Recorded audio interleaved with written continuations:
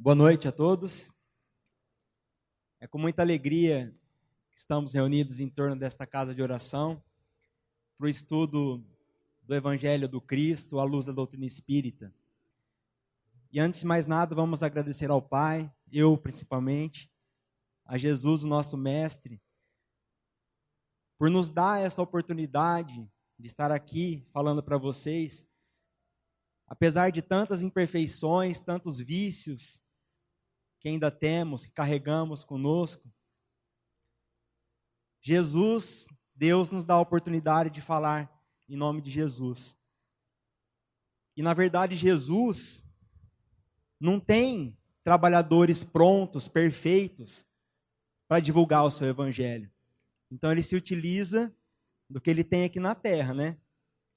Dos obreiros, mesmo imperfeitos, cheios de vícios, é o que Jesus tem para continuar o seu trabalho, para divulgar, um propósito único e exclusivo, de sermos criaturas melhores, buscarmos a felicidade. Mesmo que a felicidade neste mundo, como já asseverou Jesus na sua época, a felicidade não é deste mundo, terra. A felicidade plena, né? Porque ainda estamos num mundo de provas e expiações. Mas nós conseguimos, sim, com esforço, com dedicação, com estudo, com reflexão, sermos criaturas melhores e conseguimos, sim, conviver, viver de uma forma mais harmônica, mais equilibrada, apesar de tantos vícios e tantas imperfeições.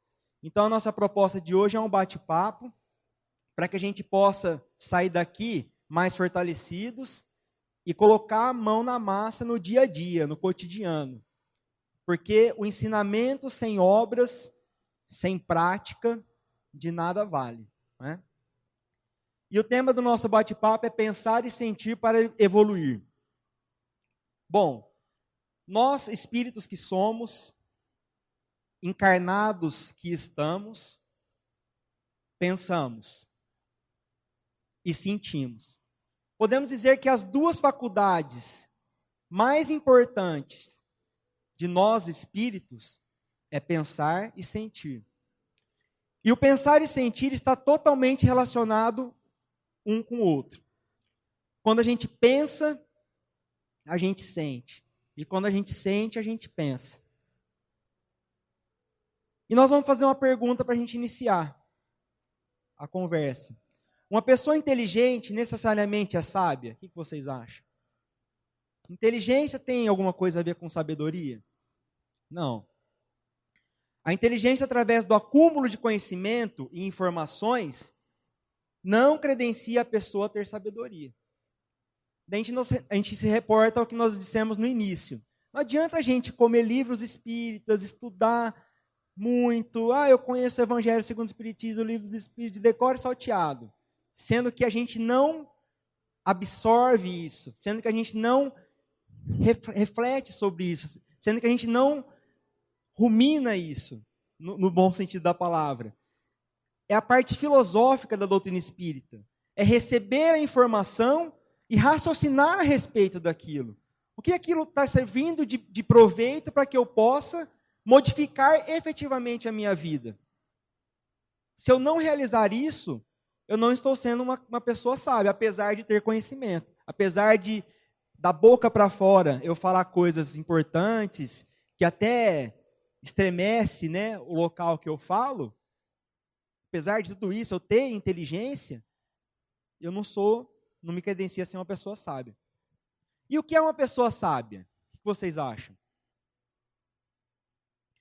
É aquela que utiliza sua capacidade de pensar. Quem pensa é o cérebro ou é o espírito que pensa? Nós, espíritos, é que pensamos. O que é o cérebro, então? O cérebro é um instrumento, um órgão físico, do corpo físico, da qual nós, espíritos, nos utilizamos aqui na Terra para nos manifestarmos. Então, quem pensa somos nós, espíritos. O cérebro é apenas um instrumento para que a gente possa se manifestar aqui na Terra. é aquela que utiliza sua capacidade de pensar e raciocina a respeito de tudo o que lhe é proposto. Então, porque a mídia diz que se reunir com os amigos, tomar uma cerveja na praia, falar bastante coisas que não são edificantes, mulheres sensuais, cerveja, vida boa, tranquilidade, ociosidade, porque a mídia fala isso, é porque isso é bom para a gente? Se a gente for, tudo que a mídia fala para a gente, que eles querem arrebanhar a massa para fazer as coisas pelo dinheiro, pelo interesse comercial, a humanidade estava perdida, né? Então, assim, eu tenho que analisar aquela propaganda de cerveja, por exemplo, e ver se aquilo lá é algo bom ou se é algo ruim para mim. Aí eu estou raciocinando a respeito de uma coisa que me foi proposta. Eu dei um exemplo bem banal, tá, pessoal? Isso é em tudo na nossa vida. Tudo que nos é proposto, nós temos que raciocinar. Essa é a pessoa sábia, que busca viver na melhor forma e conviver com as pessoas ao seu redor. E dos resultados que alcança na própria vida. Então ela analisa quais são os resultados que eu estou alcançando na minha vida. São bons, são ruins? Percebam. E aí eu começo a ter a noção de que eu sou o artífice da minha felicidade ou da minha infelicidade. Porque eu estou analisando os resultados que eu estou tendo na minha vida.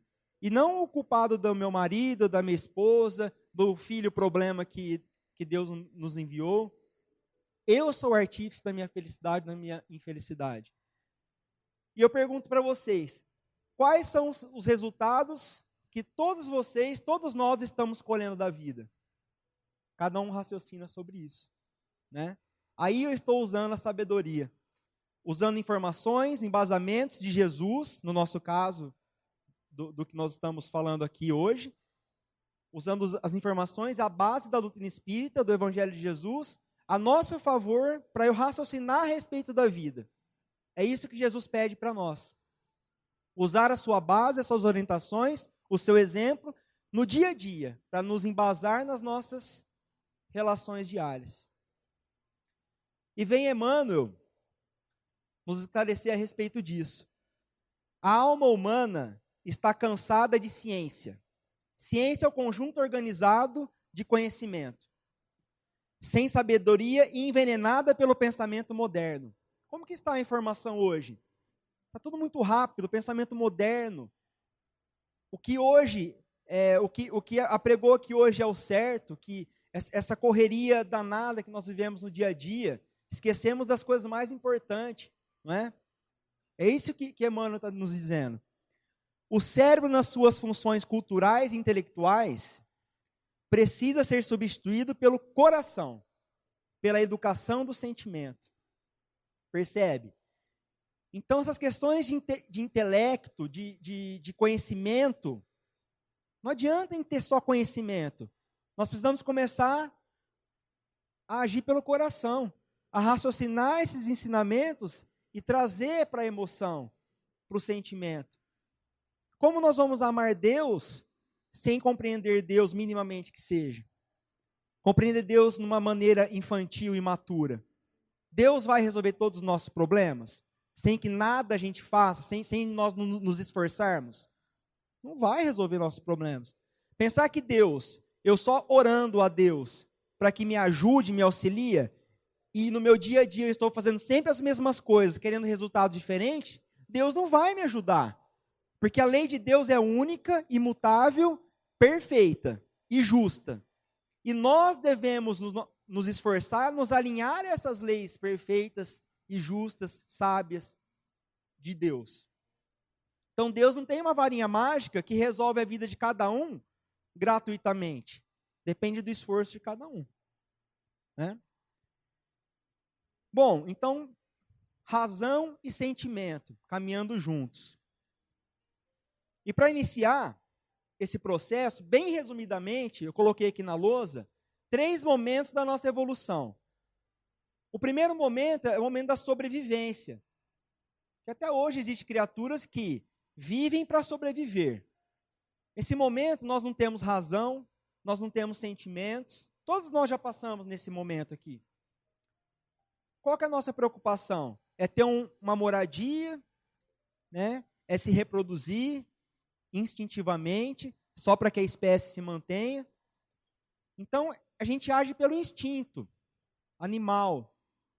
A nossa preocupação, quando a gente mata uma presa, né, para a gente se alimentar, a gente não fica um sentimento triste, magoado porque matou, a gente precisa comer. Então, esse é o primeiro momento, sobrevivência. Num segundo momento, é o momento de reviver. Eu posso assegurar para todos, inclusive para mim, que todos nós estamos nesse momento ainda. É um momento psicológico. Começamos a ensaiar o pensamento contínuo. Lá atrás, a gente não foi, na evolução, a gente não foi caracterizando a razão, o livre-arbítrio que nós temos hoje, o poder de escolher entre duas coisas, o bem e o mal. Nós não chegamos nesse patamar de súbito, né? Nós viemos, primeiro o pensamento contínuo, daí a gente foi evoluindo, e hoje nós estamos nessa situação racional, de livre-arbítrio, de escolher o certo do errado. Nós temos esse poder, né? No decorrer das nossas inúmeras existências passadas, fomos nos comprometendo com as más escolhas que fizemos, onde hoje nos encontramos nessa atual situação. Então, o que acontece? O que os espíritos estão nos orientando? Que nós estamos existência atrás de existência, replicando o que nós fizemos de errado no passado. Aquelas emoções, aqueles sentimentos negativos, sentimentos animalescos ainda, nós estamos replicando, sem pensar, nós estamos revivendo existência por existência. E cada existência que a gente vive, a gente é infeliz. A gente vive, é igual um círculo vicioso, né? A gente vai, desencarna, reencarna, desencarna, reencarna, com aqueles vícios, com aquelas mazelas, com aqueles sentimentos de mágoa, de rancor, de ódio, de ciúme, de ansiedade, de depressão, e fica nesse processo. E por que isso acontece? E dessa forma a gente passa várias existências estacionadas na evolução, não progride. Por que isso acontece? Porque nós ainda não passamos para o terceiro momento, o terceiro estágio, que é o momento do espírito, que é o momento de viver, de nós pegarmos a rédea da nossa vida e traçarmos cada um o nosso caminho, consoante, alinhados com a lei de Deus, com os ensinamentos e as orientações de Jesus. Percebe? Todos nós ainda não pegamos a rédea da nossa vida e assumimos a nossa vida. Não analisamos o espírito individualizado que somos. Em português bem claro, nós estamos, sabe, fazendo o quê? Nós estamos meio que a Maria vai com as outras. O que a Maria faz, a gente vai lá e faz, sem personalidade, vivendo de uma forma, revivendo de uma forma imatura, porque não pegamos a rédea. E para que nós possamos pegar a rédea da nossa vida e viver com plenitude, assumindo as nossas responsabilidades, requer coragem e requer esforço. Senão nós vamos continuar nesse círculo vicioso, revivendo todas essas mazelas e imperfeições que temos e não vamos progredir. E olha que incoerência, não vamos ser felizes. Quem daqui não deseja ser feliz? Vamos continuar achando que felicidade é trocar de carro todo ano, né? É comprar roupa nova, achando que isso vai preencher a nossa vida. Pensar rasteiro, pensar imaturamente. Nós compramos o carro novo, durante uns 3 meses o carro cheira novo, depois não cheira mais novo, aquilo lá já não tem mais graça, a gente continua tendo aquelas relações desagradáveis com as pessoas dentro da nossa família, dentro do nosso lar, e a nossa vida vai de mal a pior, e eu na ilusão, depois vou no outro ano e troco de carro de novo, e não vai por aí, percebe? O momento do espírito, esse terceiro momento, o viver, pegar a rédea da vida, o espírito falar mais alto dentro de nós, senso moral aguçado e desenvolvido, boa convivência com os próprios sentimentos e fé no futuro. Não quer dizer que nós vamos passar nessa fase do viver que tudo vai ficar às mil maravilhas. Tudo vai ser tranquilidade, eu já tenho capacidade de entender, minha vida vai ficar mansa. Não. Deus continua trabalhando até hoje, e nós também. Mas, nesse momento, a gente consegue lidar com esses sentimentos, com essas informações, com tudo isso que a gente descobre dentro de nós mesmos. A gente não se credencia a felicidade de imediato. Acorda, dorme hoje de uma forma e acorda outro dia a mil maravilhas. Não. A gente consegue compreender melhor a vida. E a fé no futuro. Eu começo a compreender verdadeiramente, porque se as pessoas falarem assim, perguntarem para nós, para todos nós, você acredita mesmo na vida após a morte? Você acredita que você é um espírito, vai desencarnar e viver outras existências? A gente fala, eu acredito. Sinceramente, verdadeiramente, mentira, nós não acreditamos. Porque basta um ente querido que nós amamos muito desencarnar, a gente fica naquele apego. Isso é amor? Será que isso é amor? Ou isso é egoísmo, é apego? Se eu acredito verdadeiramente, tenho fé no futuro, que todos nós somos espíritos, um ente querido desencarnou, eu vou querer o melhor para ele. Eu vou saber que isso, vou entender que isso é a sabedoria de Deus e o amor que liberta, não é? O amor que constrói. Não aquele amor para mim, apegado, egoístico. Então, será que o que a gente fala é realmente o que a gente sente? Essa é a nossa proposta de hoje. Olhar para dentro de nós, dos nossos próprios sentimentos, e analisar o que nós realmente somos, o que pensamos, o que falamos. Porque isso é o segredo para a gente ser feliz ou não. Não que nós vamos deixar de ter problemas, mas saber que muitas das coisas que a gente sofre é ocasionado por nós mesmos. E se a gente não entender, não nos entender, dialogar com nós mesmos, como é que a gente vai ser uma criatura melhor? Né? E Emmanuel nos esclarece novamente. Nosso pensamento cria a vida que procuramos. Olha que profundo uma frase de Emmanuel. Os nossos pensamentos criam a vida que procuramos. Tudo se inicia no pensamento. E nós estamos dando a devida atenção para os nossos pensamentos? Ou vem o pensamento, eu já falo, eu já vira aquele tumulto, já brigo, já... Antes de eu falar, um exemplo básico. Antes de eu falar, eu refleti no que eu pensei. Se a gente refletir no que a gente pensa, a gente evita vários problemas que a gente executa, por exemplo, pela fala ou por uma atitude. Nosso pensamento cria a vida que procuramos. A mente é o espelho da vida em toda parte. A mente é o espelho da vida em toda parte.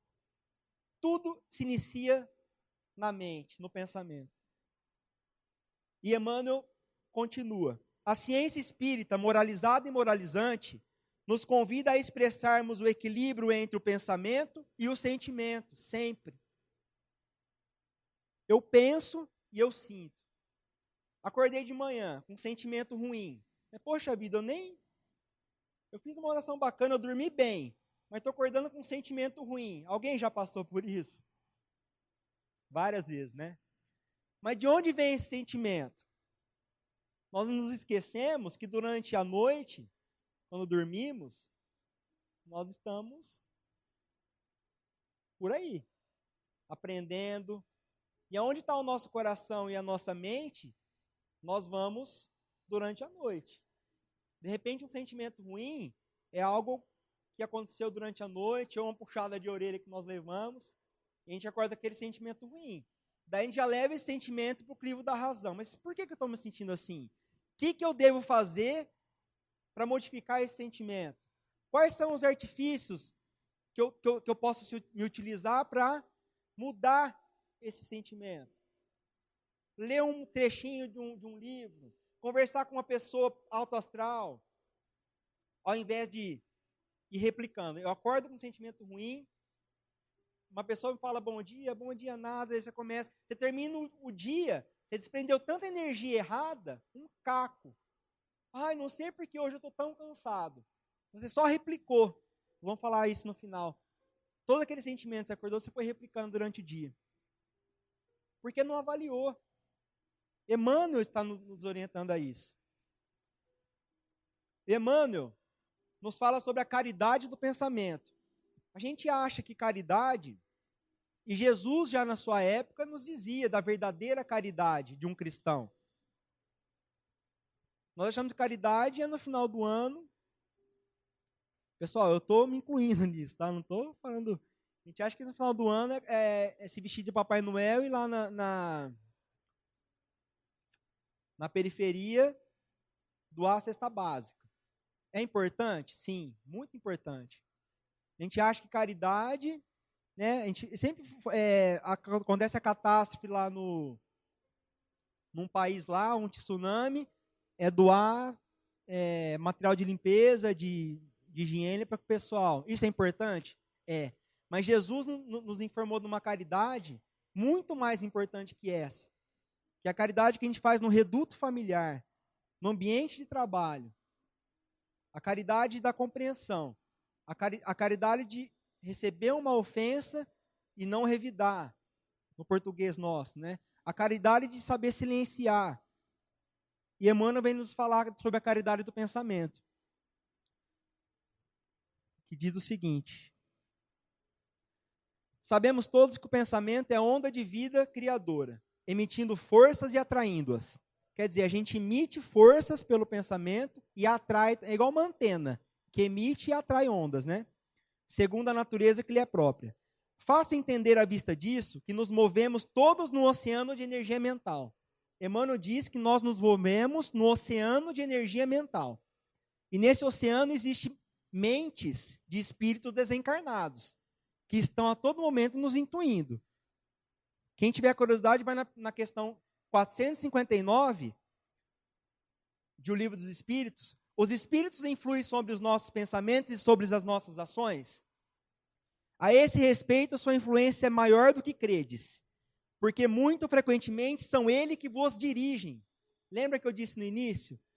Nós não pegamos a rédea da nossa vida. Então, os espíritos obsessores dirigem a nossa vida, só na intuição, só no pensamento negativo.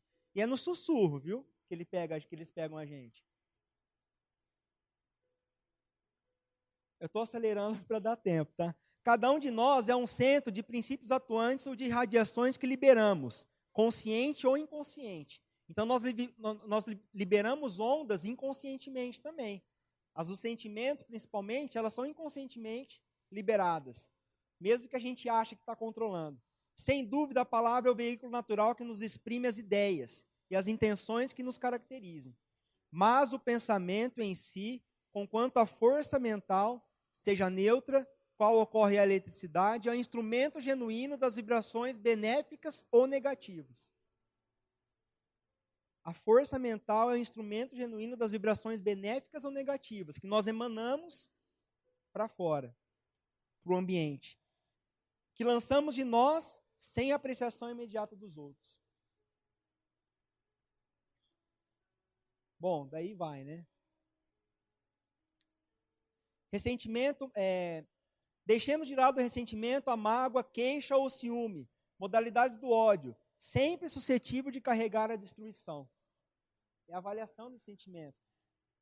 Nós estamos livres desses sentimentos? Não. Mas nós vamos começar a avaliá-los, tentar modificá-los. Cultivemos a caridade do pensamento. Envolve de simpatia e compreensão tudo aquilo que des. Isso é importante, ó. No exercício da compaixão, que é a beneficência da alma, revisa o que sentes. É Emmanuel dizendo para a gente. Revisa o que sentes, o que desejas, o que acreditas e o que falas. Efetuando a triagem dos propósitos mais ocultos que te inspirem, a fim de que se traduzam em bondade e entendimento. Porque mais dia, menos dia, as nossas manifestações mais íntimas se evidenciam ou se revelam inelutavelmente, de vez que tudo aquilo que colocarmos no oceano da vida, para nós voltará. Vocês têm dúvida disso? Tudo que a gente colocar para a vida, inclusive de pensamentos, para nós voltará. E para a gente encerrar, na verdade, são 3 equações, né? Aqui é plural, equações dos sentimentos. Tentem gravar isso, que é um mecanismo bacana para a gente começar a entender muitas coisas. R1 é igual a J1. O que significa R1? Renega é igual a julga. O que quer dizer isso? Quando eu renego todos esses sentimentos imperfeitos, todas as mazelas que nós trazemos, que temos, todos nós, quando eu não aceito, quando eu renego, eu julgo o próximo. É batata. Tem aquele ditado que quando aponta um dedo, tem 3 para você, né? Então, tudo que eu renego em mim, eu julgo o meu próximo. A segunda, R2, é igual a J2. O R2 significa reproduz. E o J2 justifica. Quando eu compreendo todas essas mazelas, mas por invigilância, por descuido, eu reproduzo isso para a vida, tudo que eu tenho de ruim, de mal, eu reproduzo, eu fico justificando. Percebe se a gente não é assim? Eu fiz isso porque fulano de tal fez aquilo, me influenciou a fazer isso. A gente fica só justificando tudo que a gente reproduz de mal que nós temos. E num terceiro posto, que seria da plenitude, do viver, de pegar as rédeas da vida, não é que nós estamos livres, mais uma vez vou dizer, livres desses sentimentos ruins. Mas, quando eu compreendo essas mazelas e procuro ressignificar tudo isso que eu encontro de ruim dentro de mim, com coragem, com maturidade, eu procuro ressignificar, que é buscar outro significado para aquilo, compreender, modificar esse sentimento para algo bom, ocupar meu tempo com algo mais produtivo. Quando eu procuro ressignificar, eu me liberto. É uma equação simples que um amigo nosso nos ensinou, que eu acho muito importante para a gente começar a compreender onde nós estamos, né? Eu estou reproduzindo o que eu tenho de ruim, estou justificando, para a gente analisar. Eu estou renegando o que eu tenho de ruim e fico julgando os outros. Em alguns momentos eu já consigo ressignificar, estou me libertando, né? E o mais importante é entender que nós somos os responsáveis pela nossa vida. Que para a gente mudar o mundo, nós temos que mudar primeiro a nós mesmos. Mudando a nós mesmos, dentro da nossa família principalmente, a gente vai começar a dar exemplos mais edificantes, através do exemplo, do cotidiano, da exemplificação do bem. E isso a gente contagia as pessoas ao nosso redor. O nosso reduto familiar são células no organismo macro, que é o universo. Se cada célula familiar estiver sadia, o universo está saudável. Então não queiramos modificar o mundo fazendo grandes obras, grandes trabalhos. O reduto familiar é o início de tudo. Se nós estivermos bem com a família, a gente vai estar fortalecido para estar bem no trabalho, para estar bem no convívio social. E uma família estruturada, olha como isso é importante, uma família estruturada, equilibrada, ela contagia outras células de outras famílias. É assim que o mundo vai se modificar. E a doutrina espírita tem essa característica. A doutrina espírita não tem aquela divulgação em massa, arrebanhar fiéis. A doutrina espírita faz o seu papel micro. E vai chegar o momento da humanidade de amadurecimento que isso vai surtir mais efeito do que já surte, né? Então, que Jesus nos abençoe e que nós possamos sempre buscar nos alinhar às leis de Deus. Muito obrigado a todos.